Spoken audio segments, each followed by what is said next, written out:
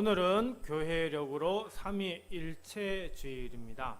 삼위일체주일은 성령 강림절 후 첫 번째 맞이하는 주일인데요. 1년 가운데 성령 강림절로 교회력의 전반이 끝났다면 그 다음 주일인 삼위일체주일로 남은 반년을 시작합니다. 이것은 남은 반년 동안 성부, 성자, 성령 삼위일체 하나님의 이름 아래서 신앙생활하고 삼위일체 하나님께 영광을 돌리며 삶을 살아가라 라고 하는 의미가 담겨 있습니다. 우리가 믿는 하나님은 삼위일체 하나님 신앙입니다. 교회는 삼위일체를 인정하지 않는 신앙은 정통신앙으로 받아들이지 않습니다. 그런데 삼위일체 하나님을 믿지 않는 무리들이 참 많이 있죠. 어떤 단체는 오직 하나님 여호와만을 인정합니다. 그들은 하나님이 한 분이시고 예수님과 성령님은 하나님이 부르시는 종과 같은 역할을 한다고 합니다. 예수님을 하나님의 아들로 구세주로 인정하지 않지요. 어떤 단체는 예수님만 믿습니다. 구약의 성부 하나님은 창조주이시지만 예수님으로 성육신 하셨고 성령님은 예수님의 영이라고 주장을 하면서 오직 예수님 한 분 하나님만 있다고 주장을 합니다. 예수님만 유일한 하나님이라고 주장하는 단체는 귀신론을 주장하거나 오순절 같은 그런 교회들이 이에 해당합니다. 하지만 우리는 삼위일체 하나님을 믿습니다. 그래서 주일 가운데 하루를 정해서 삼위일체 주일로 드립니다. 바로 그날이 오늘 삼위일체 주일입니다. 우리는 언제나 삼위일체 하나님을 믿고 삼위일체 하나님께서 우리를 지켜주시고 보호해주시고 도와주심을 믿습니다. 오늘 삼위일체 주일을 맞이해서 함께 나눌 말씀은 우리가 잘 아는 말씀으로 부활하신 성자 예수님께서 제자들에게 부탁하신 당부하신 말씀입니다. 예수님은 우리를 구원하시기 위해 이 땅에 오셨습니다. 사람을 사랑하시기 위해 사람이 되셔서 우리처럼 먹고 마시고 주무시고 울고 웃으셨습니다. 그리고 지극히 평범하면서도 아름다운 일상을 제자들과 함께 하셨습니다. 이토록 위대한 스승의 제자라면 그들 역시 얼마나 위대할 것인가라는 기대와 달리 제자들은 완벽한 스승을 두고서도 그분을 온전히 믿지 못했고 고통받는 스승을 마주하게 되자 결국 도망치고야 말았습니다. 이야기가 이쯤 전개되면 넷플릭스 드라마 더 글로리처럼 복수라는 흔한 결말을 떠올릴 법도 합니다. 무지한 의인에게 고통을 가한 로마를 전복시키고 자신을 배신한 제자들을 심히 책망하는 것이 우리에게는 너무나 익숙한 전개입니다. 그러나 이 완벽한 스승은 다른 길을 선택하십니다. 그것은 바로 사랑입니다. 예수님은 제자들을 사랑하시는 길을 선택하셨습니다. 그리고 사랑하시기 위해 제자들을 먼저 용서하는 길을 선택하셨습니다. 그리고 배신하고 도망친 그들을 다시 제자로 부르셨습니다. 이토록 위대한 스승, 사랑의 스승이신 성자 예수님이 제자들에게 유언처럼 남긴 가르침은 무엇일까요? 오늘 말씀을 통해 세 가지로 생각해 보고자 합니다.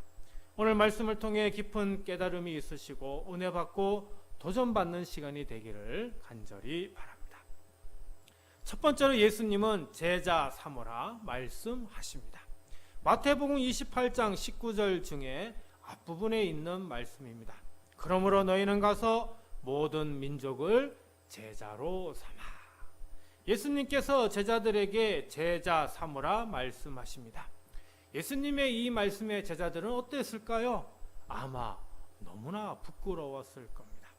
왜냐하면 스승인 예수님을 버리고 도망을 갔기 때문이죠. 제자들은 예수님이 로마 군병들에게 붙잡히셨을 때 곧장 도망을 쳤습니다. 제자들이 불완전했기 때문입니다. 제자의 자격을 상실한 모습을 보여주었습니다. 하지만 예수님은 스스로 제자의 길을 포기한 이들을 다시 제자로 부르십니다. 그리고 말씀하셨습니다. 이제 너희도 제자를 삼으라.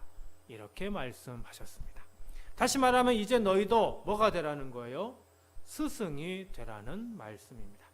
그러면 예수님이 말하는 스승이란 무엇일까요? 제자들이 예수님을 대신해 예수가 되라고 하는 것일까요? 그렇지 않습니다. 왜냐하면 예수님은 하나님의 아들이시지만 제자들은 하나님의 아들이 아니기 때문입니다. 그래서 제자들은 예수님을 대신할 수 없습니다.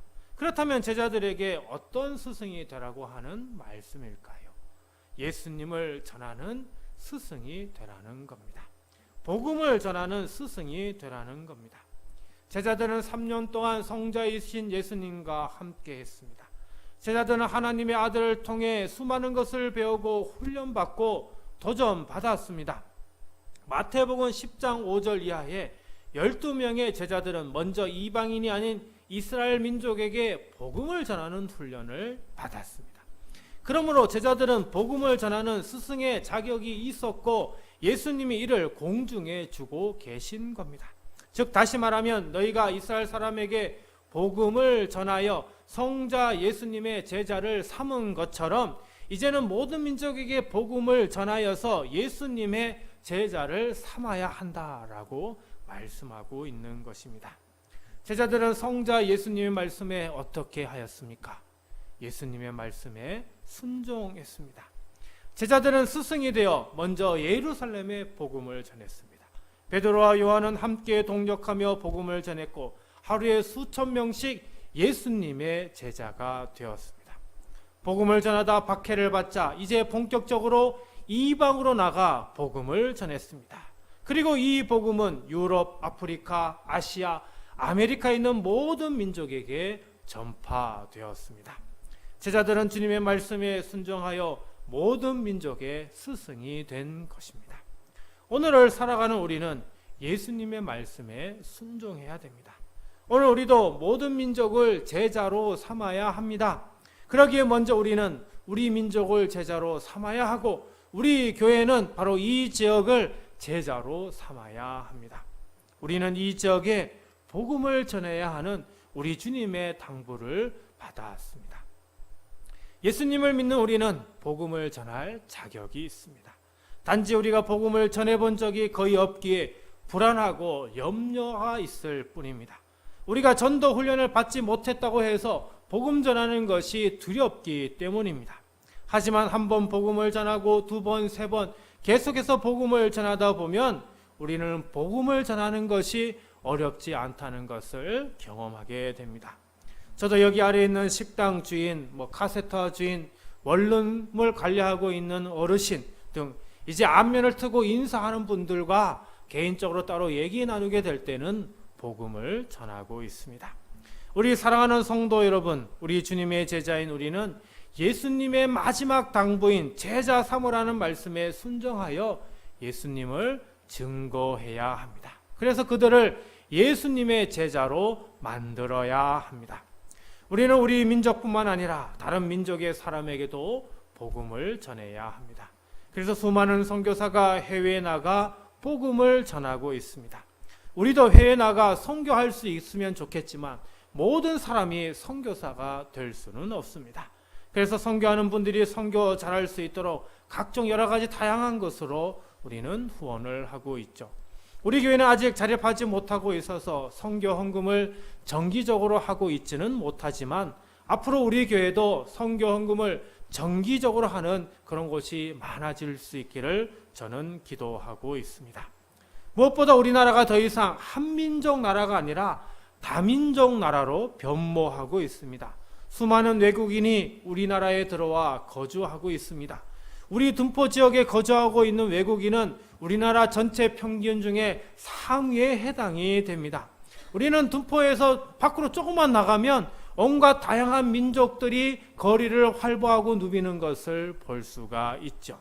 그래서 우리는 굳이 외국에 나가지 않더라도 이런 이방인들에게 복음을 전할 수 있어야 합니다. 우리나라 사람 외국인 가리지 않고 우리가 복음을 전해야 하는 것이죠. 그래서 우리 교회에 우리가 복음을 전해 찾아오는 이들이 날로 많아져야 합니다. 이런 복음 전하는 사명을 잘 감당하는 그런 우리 모두가 되어야 하겠습니다. 두 번째로 예수님은 세례를 베풀라 말씀하십니다. 마태복음 28장 19절 중에 하반부에 있는 말씀인데요. 아버지와 아들과 성령의 이름으로 세례를 베풀고, 성자 예수님께서 모든 민족으로 제자를 삼고 그런 후에 세례를 주라라고 말씀하고 있습니다.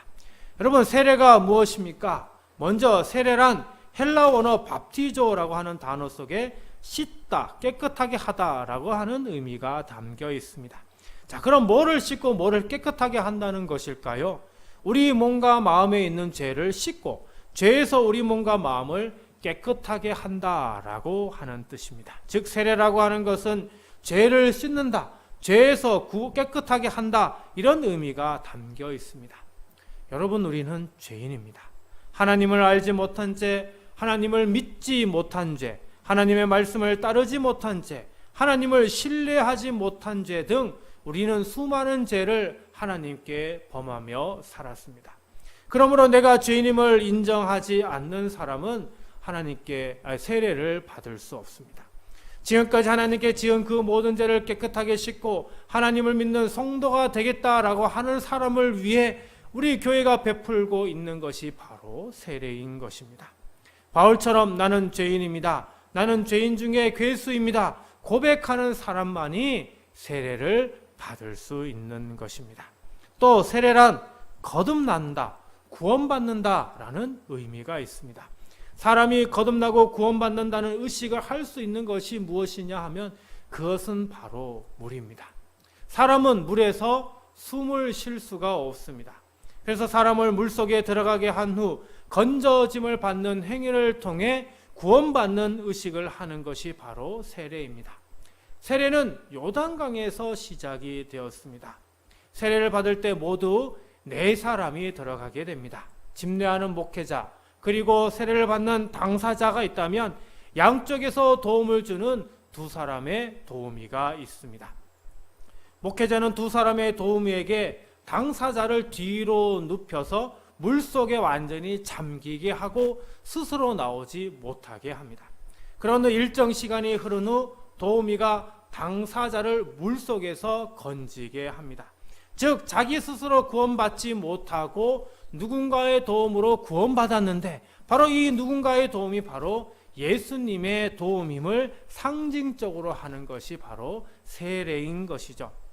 직접 물속에 들어갔다 나오는 세례, 이것을 우리는 침례라고 합니다. 그런데 우리는 침례를 하지 않고 목회자가 물에 담근 손을 세례자의 머리에 얹고 기도하는 것으로 합니다. 물이 상당히 부족한 지역에서 행해지던 예식인데요, 이 예식을 사용하던 장로교의 영향을 받아서 우리도 침례가 아닌 세례를 하고 있습니다. 우리나라가 물 부족 국가도 아닌데 세례로 할 이유가 뭐가 있습니까? 침례로 해야 한다고 주장하는 이들이 있습니다. 그렇다고 꼭 침례를 해야 하는 이것도 아닙니다. 침례를 하기 어려운 교회들이 많이 있기 때문이죠. 우리 교회도 침례를 하려면 침례할 수 있는 뭐가 있어야 됩니다. 아니면 나를 잡아서 어디 밖으로 가서 정말 물이 흐르는 어떤 강에 가야 되는데 지금 우리나라에서는 그렇게 침례할 수 있는 곳이 없습니다. 아예 그러면 교회 안에 침례를 할 수 있는 침례탕을 만들어야 되는데 우리 교회가 침례탕을 만들 수도 없는 상황이죠. 그래서 우리는 침례를 하기가 사실 상당히 어려운 가운데 있습니다. 어쨌든 세례에서 중요한 것은 세례, 침례, 이게 중요한 것이 아니라 세례 안에는 뭐가 담겨져 있다는 거예요? 거듭났다, 구원받았다라는 의미가 담겨 있는 것이죠. 그러면 누구를 통해 구원받은 것일까요? 성자이신 예수 그리스도를 통해 구원받았다라고 하는 사실입니다. 그래서 예수님을 통해 죄를 씻었다, 예수님을 통해 구원받았다는 확신을 가진 사람만이 바로 이렇게 세례를 받을 수 있는 것입니다. 그리고 또 중요한 것은 세례는 삼위일체 하나님의 이름으로 받아야 한다는 것이죠. 오늘 말씀 조금 전에 읽었는데요, 다시 마태복음 28장 19절 중 이제 뒷부분에 있는 말씀입니다. 아버지와 아들과 성령의 이름으로 세례를 베풀고. 세례는 어떤 이름 없이 행할 수 없습니다. 세례는 반드시 누군가의 이름으로 주어야 하는데 바로 그 누군가의 이름은 아버지 즉 하나님, 그리고 아들 즉 예수님, 그리고 성령님의 이름이 반드시 들어가야 하는 것이죠. 세례는 하나님의 이름으로만 할 수 없고요. 세례는 예수님의 이름으로만 할 수 없습니다. 세례는 성령님의 이름으로만 할 수도 없습니다. 세례는 삼위일체 하나님의 이름으로 해야 하는 것입니다. 그런데 이 세례의 의미를 모르고 세례받는 이들이 얼마나 많은지 모릅니다.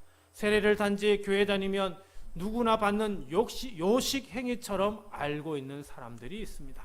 그래서 세례를 받아도 되고 안 받아도 된다고 생각을 하고, 세례를 받고도 어려운 일이 생기면 곧장 교회를 떠나며 신앙을 포기하는 사람들을 만나게 됩니다. 지금 우리나라에 세례받고 교회 안 나오는 사람이 얼마나 많은지 모릅니다. 세례받을 자격이 없는 사람이 세례를 받은 것입니다. 또 세례받았지만 다른 종교를 믿어도 된다고 생각하는 다종교 사고를 가진 사람들도 있습니다. 그래서 어떨 때는 교회 나왔다가 어떤 때는 뭐 절에 갔다가 어떤 때는 뭐 어떤 미신을 믿는 그런 데로 가는 그런 사람들이 의외로 많이 있는 것을 볼 수가 있습니다. 세례는 아무나 받을 수 없는 것입니다. 내가 죄인임을 고백하고 예수님을 통해 구원받았음을 확신하는 이들만 받을 수 있는 행위가 바로 세례입니다. 그러므로 교회에 나오는 성도는 모두 세례 받아야 합니다. 세례를 받지 않는다는 것은 나의 죄가 씻겼다는 것을 인정하지 않는 것이고, 더 나아가 내가 죄인임을 고백하지 않는다는 것입니다. 또한 세례받지 않는 것은 내가 예수님을 통해서 구원받았다는 믿음을 가지고 있지 않음을 얘기합니다. 따라서 세례를 받는다는 것은 예수님은 나의 메시아, 예수님은 나의 구세주, 예수님은 나의 주, 나의 구원자이심을 믿음의 고백이 되는 것입니다. 사랑하는 성도 여러분, 세례를 받으신 분들이라면 내가 주님을 통해 죄 씻음을 받았다는 것을 믿고 확신하는지, 또 예수님을 나의 구주, 나의 메시아, 나의 구원자, 나의 구세주가 됨을 믿고 있는지 다시 한번 여러분들의 신앙을 되돌아보시기 바랍니다. 세례를 받지 않으신 분은 주님이 우리의 죄를 씻어주시고 우리의 구원자가 되심을 믿고 있는지, 믿는다면 내가 반드시 세례 받아야 한다는 그 사실을 기억해야 합니다. 우리 교회 날마다 세례 받는 이들이 있기를 바라고, 세례 받으신 분들을 통해 날마다 하나님을 찬양하는 소리가 끊이지 않기를 간절히 바랍니다. 마지막 세 번째로 예수님은 가르쳐 지키게 하라 말씀하십니다. 마태복음 28장 20절 중 앞부분에 있는 말씀입니다. 내가 너희에게 분부한 모든 것을 가르쳐 지키게 하라. 예수님께서 제자들에게 분부한 모든 것을 가르쳐 지키게 하라 당부하십니다. 스승이 되면 당연히 제자들에게 가르쳐야 합니다. 예수님의 제자들이 가르쳐야 하는 것이 있는데 그것은 모두 예수님께서 분부한 모든 것입니다. 즉 제자들은 예수님이 분부한 것이 아닌 다른 것을 가르쳐서는 아니 됩니다. 자기 생각, 자기 주장, 자기 뜻을 가르쳐서는 아니 된다라고 하는 것이죠. 오직 예수님의 제자는 예수님이 분부한 것만을 가르쳐야 합니다. 예수님이 분부한 것을 가르칠 때 취사 선택해서도 아니 됩니다. 내가 가르치고 싶은 것만 골라서 가르칠 수 없습니다. 예수님께서 분부한 것 중에 내가 마음에 들지 않는 것은 빼버리고 내가 마음에 드는 것만 가르쳐서도 아니 되는 것입니다. 여기에서 예수님께서 제자들에게 분부한 것이 있다고 말씀하는데요. 그러면 예수님께서 제자들에게 분부한 것은 어디에 있습니까? 그것은 바로 성경에 있습니다. 성경에 있는 말씀을 가르치면 됩니다. 그렇다면 성경이 무엇이기에 우리는 성경을 가르칠 수 있을까요? 히브리서 4장 12절입니다. 하나님의 말씀은 살아있고 활력이 있어 좌우의 날선 어떤 검보다도 예리하여 혼과 영과 및 관절과 골수를 찔러 쪼개기까지 하며 또 마음의 생각과 뜻을 판단하나니. 성경은 하나님의 말씀입니다. 하나님의 말씀인 성경은 우리의 몸과 마음과 영을 가르치기에 충분하다라고 말씀하고 있습니다. 그러므로 우리는 성경을 가르쳐야 합니다. 그러면 예수님께서 제자들에게 분부한 것이 성경 어디에 있습니까? 그것은 바로 마태복음에 담겨져 있습니다. 마태복음을 통해 예수님께서 제자들을 삼으시고 3년 동안 함께 하시면서 분부한 것이 무엇인지 잘 알 수 있습니다. 마태복음뿐만 아니라 마가복음, 누가복음, 요한복음 이렇게 4개의 복음 속에서 예수님이 어떤 것을 하라고 분부한 것이 모두 담겨져 있습니다. 그러면 예수님의 제자인 우리는 이렇게 4개의 복음서만 전하면 될까요? 그렇지 않습니다.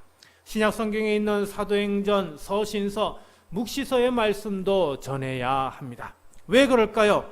거기에도 삼위일체 하나님의 사역이 담겨 있고 거기에도 삼위일체 하나님께서 우리에게 분부하는 것이 기록되어 있기 때문입니다. 따라서 우리는 복음서뿐만 아니라 신약 성경 전체의 말씀을 가르쳐야 하는 것입니다. 그렇다면 신약 성경만 가르치고 구약 성경은 빼도 된다는 말일까요? 그렇지 않습니다. 구약 성경도 당연히 가르쳐야 합니다. 왜 그럴까요? 예수님에 대하여 말씀해 주고 있는 가장 중요한 것이 다 어디에? 구약 성경에 기록되어져 있기 때문입니다. 아울러 예수님께서 제자들을 가르치실 때 그 가르치는 내용의 근거 또한 모두 구약 성경어를 통해서 가르치셨기 때문입니다. 예수님은 구약 성경에 나오는 족장들, 모세, 그리고 사사, 왕, 그리고 선지자들과 그리고 지혜서대에 있는 모든 말씀을 가지고 제자들을 가르치셨습니다.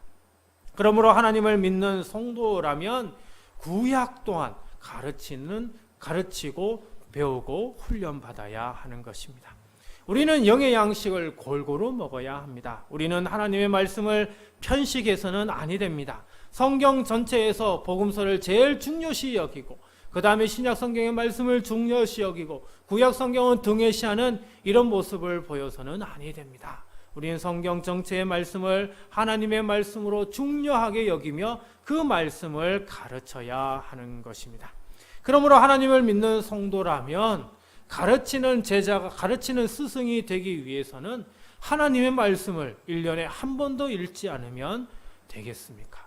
우리는 하나님의 말씀을 적어도 한 번 읽고 완독할 뿐만 아니라 더 많이 성경을 읽고 또 읽어서 제자를 양육할 수 있는 그런 믿음의 성도가 되어야 하는 것입니다. 그동안 코로나 때문에 교회에서 성경 공부를 하지를 못했습니다. 여러 가지 핑계가 많았죠. 하지만 제가 지난주에 이렇게 성경 공부에 관한 부분을 얘기했더니 하고자 하시는 그런 마음을 내비쳐 주셨습니다. 그래서 먼저 오늘 공식적으로 먼저 얘기를 하고 그리고 본격적으로 성경 공부를 해야겠다는 그런 마음을 가지게 되었습니다. 성경 공부 어려운 것부터 할 수는 없습니다. 기초반부터 시작을 해서 이후에는 성장반 이렇게 그리고 이후에는 성숙반으로 이렇게 나아가야 합니다. 기초반을 언제 할까 고민을 하니까 우리 2부 예배 11시 이후에 한 30분부터 1시간 정도를 해서 기초반으로 한 7주나 또는 한 10주 정도를 하고 그런 이후에 이제 세례 받으신 분 이상으로 해서 이제 조금 더 성장반을 하려고 합니다. 성장반에는 성경 통독 중심으로 하는 그런 성장반, 그리고 성경 공부 진짜 중심으로 하는 그런 성장반, 그리고 신앙에 관련된 부분으로 공부하는 이런 성장반 등으로 여러 가지 다양한 것들을 계속 하려고 합니다. 그리고 이후에는 성숙반은 앞으로 중직, 안수집사, 권사, 나중에 장로가 되고자 하시는 분들을 위한 이런 성숙반을 또한 공부를 하려고 하는데요. 이런 공부를 해야만 내가 믿지 않는 분들, 그리고 좀 신앙이 무엇인지 궁금한 사람들에게 나도 그 사람들을 가르쳐 줄 수 있는 그런 실력이 되는 것이기 때문입니다. 그래서 지금 내가 누군가를 가르칠 수 없는 그런 수준이라면 내가 이 정도 가르칠 수 있는 수준이 되기 위해 먼저 우리가 어떻게 해요? 훈련받고 배워야 하는 것이죠. 예수님의 제자들이 3년 동안 그렇게 훈련받고 도전받고 교육받았던 것처럼 우리도 이렇게 도전받고 또 훈련받고 교육받아서 누구에게든 복음을 제대로 잘 가르칠 수 있는 그런 우리가 되어야 하는 것입니다. 이렇게 성자 예수님의 당부를 따라 복음을 전하고 세례를 주고 가르쳐 지키게 할 때에 우리 주님은 우리와 함께 하신다 말씀합니다. 우리 주님이 우리와 함께 하시는 삶을 살아가는 저와 우리 모두가 되기를 간절히 바랍니다.